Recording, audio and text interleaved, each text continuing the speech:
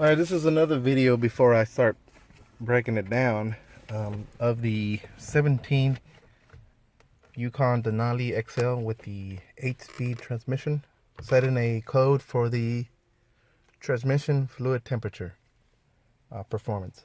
I think it's I don't think it's, because I cleared it, see if it's still here or it reset. I don't think it did, but no. See, no, I just cleared it. So it's been sitting here in the shop for 2 days without moving it.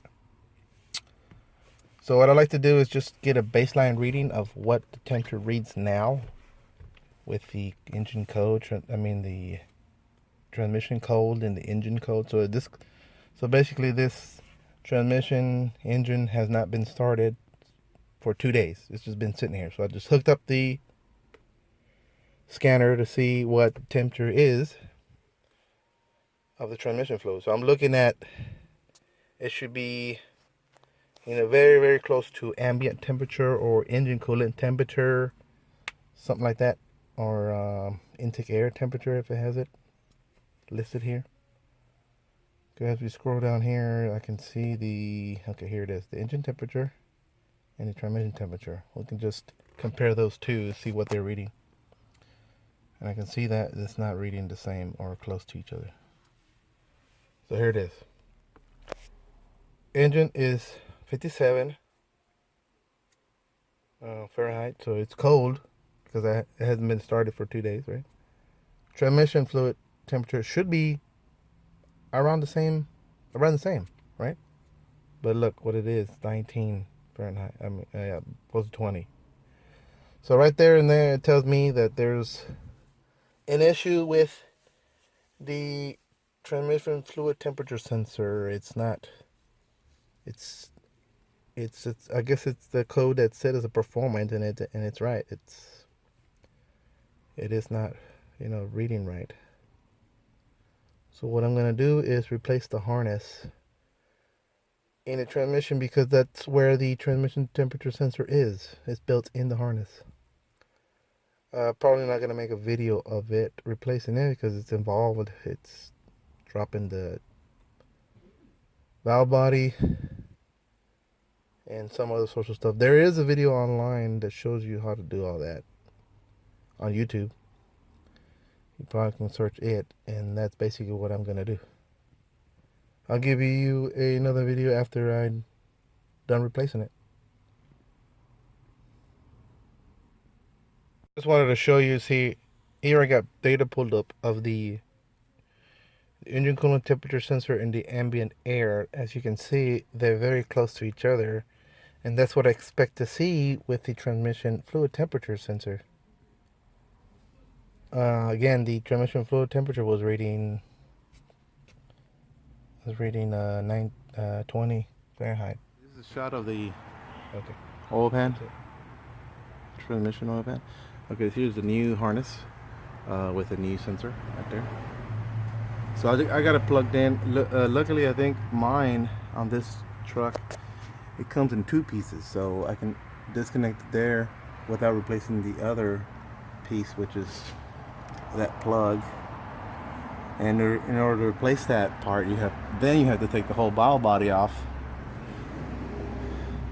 But I guess in this case, it comes in 2 pieces, so maybe I'm lucky, or maybe I don't know, because the other guy, when he got his new harness, it came in all in 1 piece.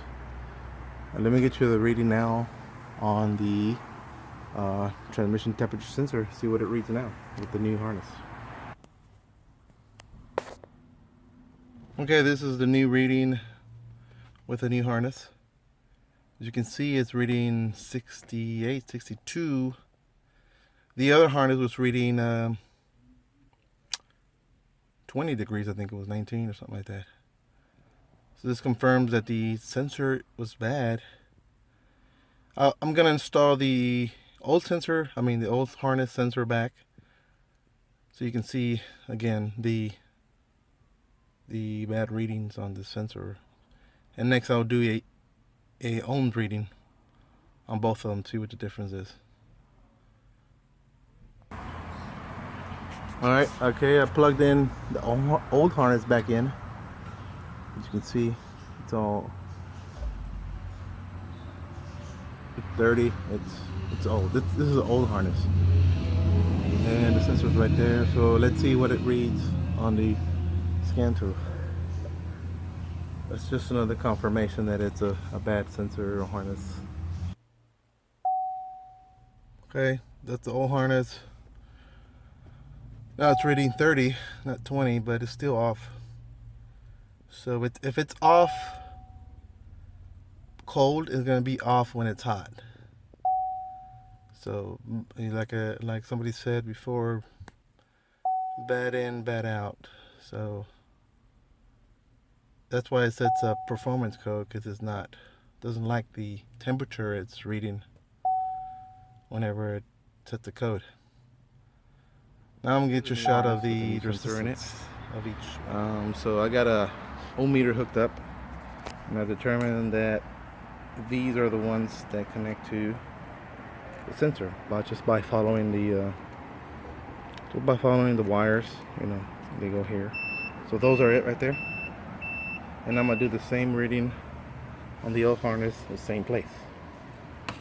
So okay, so this is the new harness. This is reading, you know, cold ambient temperature is at 2.583 k ohms, and it's steady. See how steady it is? Doesn't move, doesn't jump around a lot. Let me hook up the old one. Okay, old harness hooked up. Same location, right there in the corner. Can't see really. So the reading on it is 8.4 k ohms, and it's not moving well, but it is way off from a known good, and this would be the known good because it's new.